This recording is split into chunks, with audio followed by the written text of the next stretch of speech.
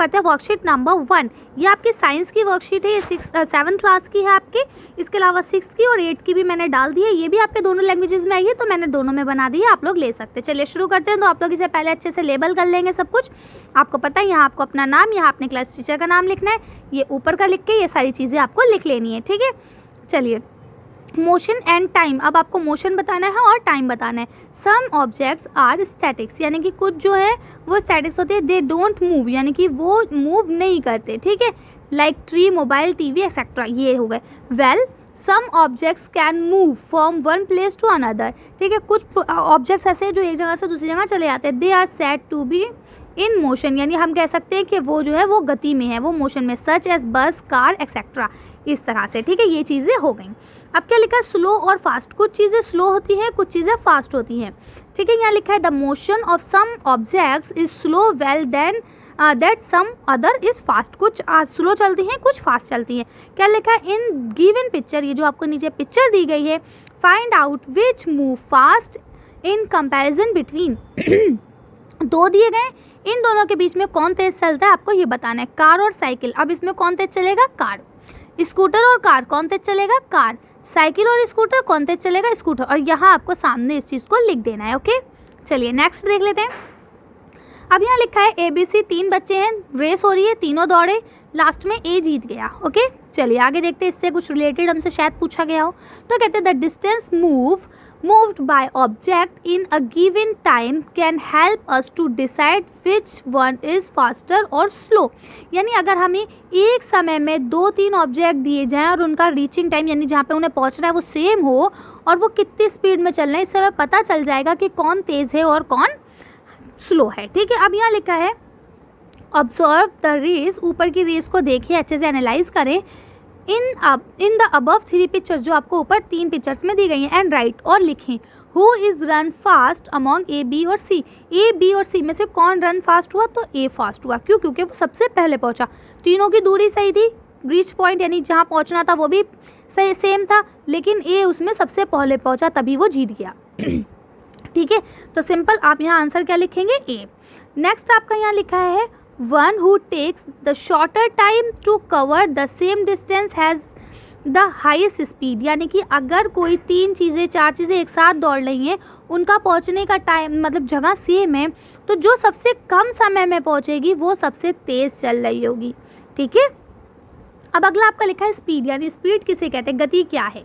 तो लिखते हैं speed the distance covered by an object in a unit time, it is the speed of the object. यानी एक जो ऑब्जेक्ट है वो अपनी जो डिस्टेंस कवर करता है और जितने टाइम में कवर करता है उसको हम लोग क्या कहते हैं, उसकी स्पीड कहते हैं। तो इसका फॉर्मूला क्या होता है, speed total distance cover total time taken, यानी कितना डिस्टेंस कवर करा और उसको कवर करने के लिए कितना टाइम उसने लिया, ठीक है। अब यहाँ लिखा है आपका मोशन, यहाँ लिखा है यूनिफॉर्म मोशन और यहाँ लिखा है नॉन यूनिफॉर्म मोशन, ठीक है। यूनिफॉर्म मोशन क्या होता है कि जो एक ही स्पीड में गाड़ी चल रही है एक स्ट्रेट लाइन में, ये हो गया आपका यूनिफॉर्म मोशन, ठीक है।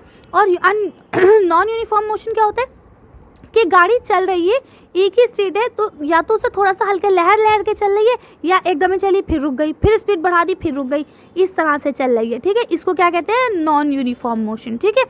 तो यहाँ देखिए, यहाँ आपको इंग्लिश में लिख भी दिया गया है, N object moving along a straight line with a constant speed, यानी एक ही स्पीड में चलती है, उसको हम लोग क्या कहते हैं, यूनिफॉर्म मोशन, ठीक है। Speed of an object moving along straight line keep in changing, बार बार उसकी स्पीड चेंज होती है, चली फिर रुक गई, चली फिर रुक गई, उसको हम लोग क्या कहते हैं, यूनिफॉर्म मोशन कहते हैं, ठीक है। तो आप लोग इसे कर लेंगे।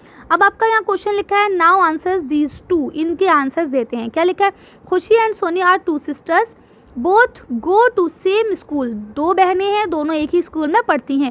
खुशी reach the school 12 minutes, well Soni reach in 15 minute. अब खुशी उसी घर से अपने उसी स्कूल में 12 मिनट में पहुंच जाती है, जबकि सोनी का भी सेम डिस्टेंस है लेकिन वो 15 मिनट में कवर करती है, ठीक है। हु मूव फास्टर, ठीक है, एंड वो मूव स्लो, कौन तेज चला कौन स्लो चला। तो आप लिखेंगे खुशी मूव फास्टर, क्या लिखेंगे, खुशी मूव, यहाँ से खुशी मूव फास्टर, ठीक है, और लिखेंगे सोनी मूव स्लो, ठीक है। तो आप यहाँ से इस तरह से आंसर लिख लेंगे। अगला आपका इसमें क्वेश्चन दिया गया, their school is 60 metre far from their home, उनका स्कूल जो उनके घर से 600 मीटर दूर है। They reach in 60 second by car, वो कार से अगर जाती हैं तो 60 सेकेंड में अपने स्कूल पहुंच जाती हैं। What is the speed of the car, और उस कार की स्पीड क्या है बताइए। तो देखिए अभी आपको पता चला स्पीड की फॉर्मूला क्या है आपका, टोटल डिस्टेंस, तो टोटल डिस्टेंस कितना है 600, और टाइम टेकन यानी टाइम कितना है तो 60। अब आप इसको कट कर देंगे, कैसे करेंगे, देखिए 0 से 0 गया, ठीक है। इसके बाद आप क्या करेंगे, 6 1 द 6, 6 10 द 60, तो ये मीटर में है और ये सेकंड में। आप हमेशा यूनिट लगाना याद रखेंगे, इन्हें यूनिट बोलते हैं। एग्जाम्स में ये क्वेश्चन आएंगे, आप लोग इसे भूलेंगे नहीं, यूनिट्स हमेशा लगाते हैं वरना आपके मार्क्स कट जाते हैं। तो आप लिख देंगे कि उनकी कार की जो स्पीड थी वो 10 मीटर पर सेकंड थी, यानी उनकी कार 1 सेकंड में 10 मीटर डिस्टेंस कवर कर रही थी, ठीक है। तो इस तरह से आपकी ये वीडियो कंप्लीट होती है। अगर आपको इसमें कुछ प्रॉब्लम हो तो आप हिंदी मीडियम वाली देख लें, उससे प्रॉब्लम दूर हो जाएगी। और अगर फिर भी नहीं होती तो आप मुझे कमेंट्स करेंगे, मैं आपका हेल्प करूँगी, ओके। तो अच्छी वीडियो बस इतना ही। अगर आपको मेरी वीडियो पसंद आई हो तो प्लीज़ इसे लाइक और शेयर करें। अगर अभी तक आपने हमारे चैनल को सब्सक्राइब नहीं करा तो प्लीज़ हमारे चैनल को सब्सक्राइब करें। Thank you for watching.